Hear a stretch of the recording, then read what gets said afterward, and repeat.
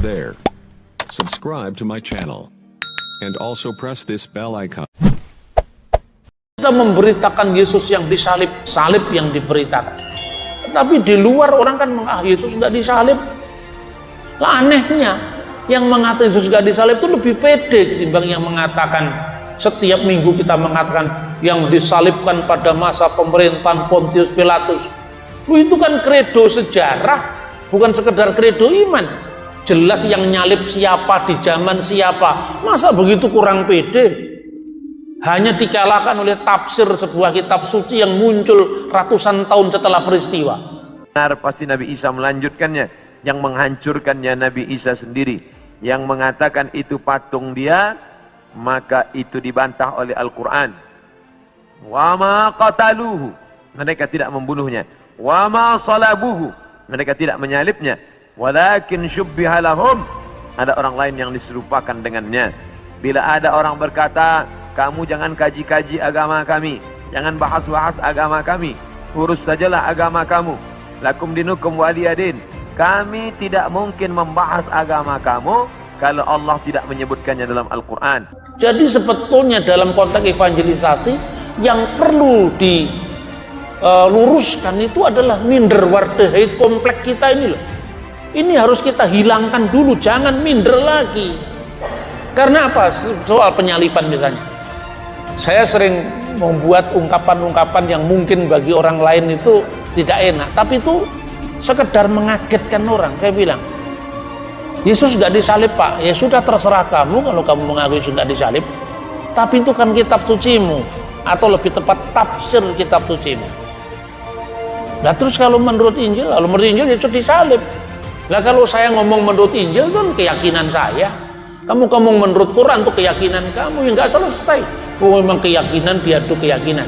Sekarang berani nggak kamu tutup kitabmu, saya tutup kitab saya? Lah untuk apa? Ya cari sejarah saja. Wong Yesus itu pernah hidup di fakta sejarah. Dia kan sosok historis. Masa nggak ada catatannya? Ayo sekarang berani nggak? Saya tutup Alkitab saya. Kamu tutup juga kitabmu. Yesus disalib apa? Pasti disalib Yesus itu. Itu catatan sejarah. Makanya ketika saya ngomong begini, saya tidak pernah mau debat teologis. Karena debat teologis nanti kalau keliru ngomong masuk penodaan agama. Iya kan? Karena kita ngurusi kitabnya orang lain, lebih baik kamu tutup kitabmu, saya juga fair, saya tutup kitab suci saya. Yesus pasti disalib. Mau marah nggak bisa sama saya. Memang faktanya Yosefus bicara penyaliban Yesus. Hanya berjarak 50-an tahun dari peristiwa. Kemudian Cornelius Tacitus bicara penyaliban Yesus. Itu seorang senator Roma dan ahli hukum Roma. Yesus disalib. Nah yang seperti ini sudah. Jadi ada banyak hal yang menurut saya dalam agenda evangelisasi itu paradigma kita harus kita ubah. Yang pertama, kita jangan minder. Karena orang yang suka mengejek kita lebih tidak pasti. Saya sampaikan, yang disalibkan pada masa pemerintahan Pontius Pilatus itu bukan dunia antah berantah, datanya ada, iya kan? Nah, hal-hal yang lain, soal Tritunggal, soal keilahian Kristus, itu rata-rata orang memahami karena Tuhan disamakan dengan fisik matematika. Orang mengatakan Bapa, Putra, dan Roh Kudus, 1 tambah 1 tambah 1 sama dengan 3. Padahal umat Kristus sendiri yang bilang bahwa Tuhannya lebih dari 1. Nggak mau 1, ini gimana sih? Allah Bapa, Allah Anak, Allah Roh Kudus, 3. Enggak, 1. Pelan-pelan ya. Allah Bapa, itu berapa? 1. Allah Anak, ini berapa? 1. Allah Roh Kudus, 1. Jadi 3 dong. Enggak, 1. 1 tambah 1 tambah 1, 1. Anak SD kelas 1 nggak ada kelas, bos. Nggak ada yang kelas. 1 tambah 1 tambah 1, 1. 3 orang dia sendiri yang bilang, Yesus duduk, Tuhan di sebelahnya. Gimana 1? Itu kan 1 tambah 1 tambah 1. Sekarang kamu kalikan aja sekarang. 1 kali 1 kali 1 sama dengan berapa? Kamu kalau baru hitung tambah-tambahan tuh baru belajar menghitung. Perkalian lebih tinggi daripada penambahan. Kalau tak terhingga tambah tak terhingga tetap tak terhingga gitu loh. Ada banyak hal logika yang dimainkan dalam konteks mengejek iman Kristen. Dan ketika saya menyampaikan pembelaan terhadap iman kita, tidak ada penodaan agama di situ. Itu hak kita yang disalahpahami kita apabila iman kita. Gitu loh saudara-saudara. Jadi menurut saya, kalau penginjilan itu bisa dilakukan dengan cara taat hukum, aman, ramah budaya, kenapa kita harus nyerang-nyerang agama orang? Ketika agama kita disalahpahami, saya malah seneng, karena waktu saya untuk menyampaikan kebenaran. Tapi kalau agama kita, iman kita tidak disalahpahami, ngapain tiba-tiba ngajak ngomong orang lain yang tidak nanya-nanya? Memang saya nanya kamu, saya tidak nanya kamu, kok kamu ngomong? Lah mumpung kamu nanya, saya jelaskan. Hey there. Subscribe to my channel. And also press this bell icon. Nah, ini teman-teman, bagaimana itu? Ya. Makanya perseteruan Islam ini kepada Kristen, serangan-serangan, hujatan-hujatan, ya. Kemudian penistaan-penistaan dari muslim-muslim ini terhadap kekristenan itu nggak akan pernah berhenti. Kenapa? Karena memang kitabnya sendiri yang mengajarkan, seperti yang dikatakan oleh Somad, kami tidak akan membahas agama kalian kalau Allah tidak menuliskannya di Al-Quran. Nah, teman-teman, ya, jadi kalau begitu jangan cemen, jangan cengeng, jangan baperan, ya kan? Karena kalau kekristenan diserang terus, terlepas itu dari ajaran agama kalian memang demikian, kemudian Allah kalian mengajarkan demikian, ya kan, membahas-bahas agama Kristen, ya sudah, harus legowo kalau dijawab oleh apologet. Kenapa? Karena para apologet ini tugasnya adalah untuk mempertahankan iman kekristenan. Begitu, Abdul Somad, ya. Ya, jadi jangan dikit-dikit ngadu, dikit-dikit lapor, dikit-dikit lopor, dikit-dikit kompor gitu kan. Jangan cemen dong, ya kan?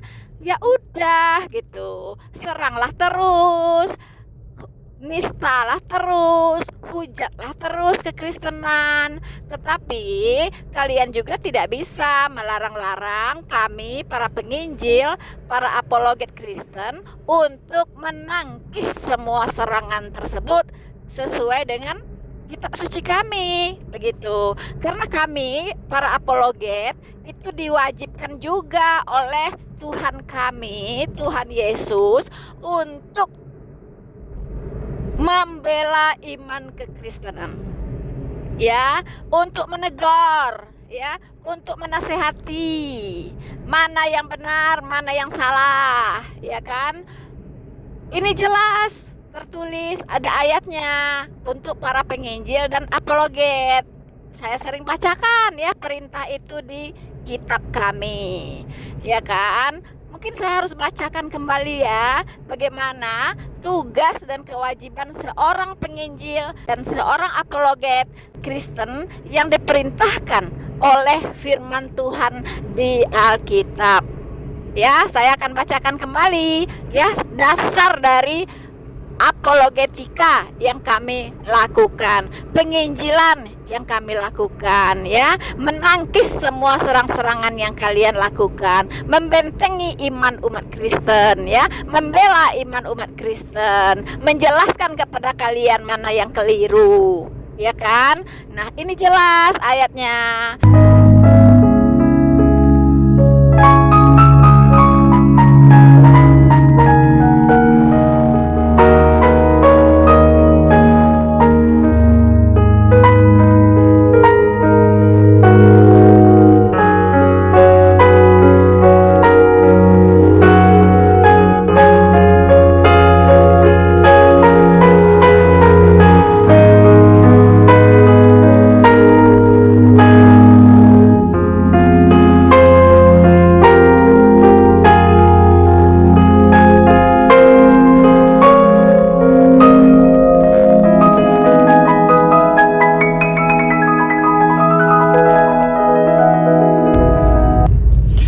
Jadi Ustadz Abdul Somad, jika memang kitab Anda mengajarkan untuk membahas terus agama Kristen, kemudian mengajarkan untuk menghujat, untuk menista terus agama Kristen, dan Anda pun tidak bisa melarang kami untuk menjalankan perintah dari kitab kami.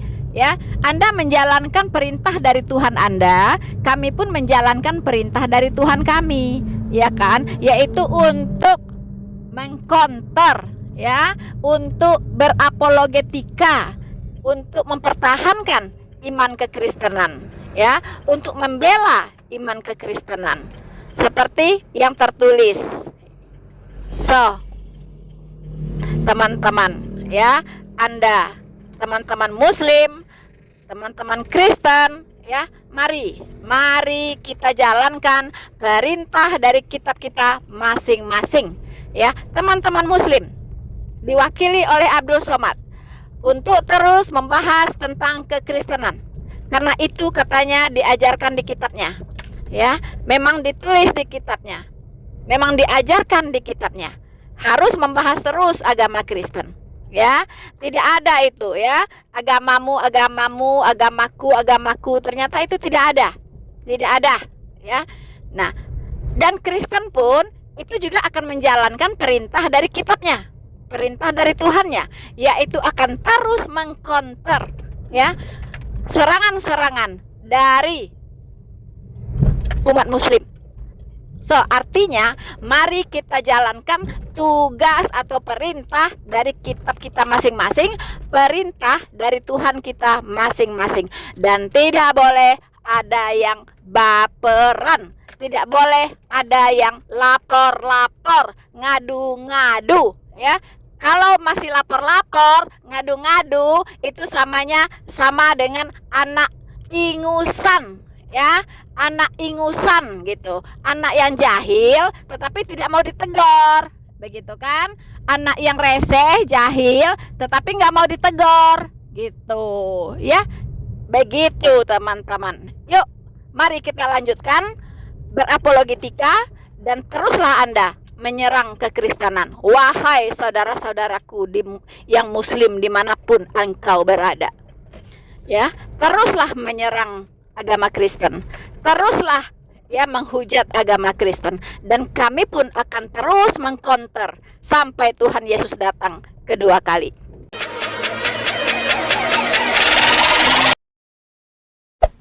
Hey there. Subscribe to my channel. And also press this bell icon.